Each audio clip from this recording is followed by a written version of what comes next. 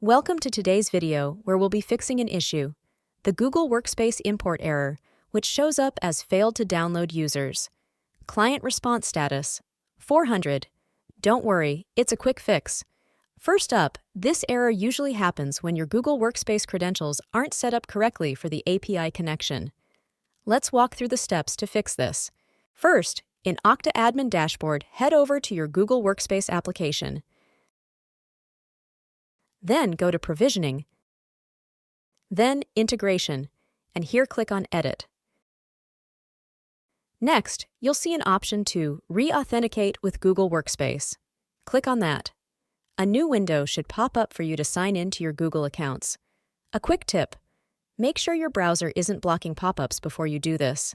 In the new sign-in window, just enter your Google Workspace admin account details. You'll see a list of permissions that Okta will need to access Google. Read through them, and if everything looks good, hit Allow. Now, go back to the provisioning page in Okta. You should see a message confirming that you've successfully authenticated. Don't forget to click Save. Lastly, try running the import again. This time, it should work without a hitch. And there you have it. Thanks for watching.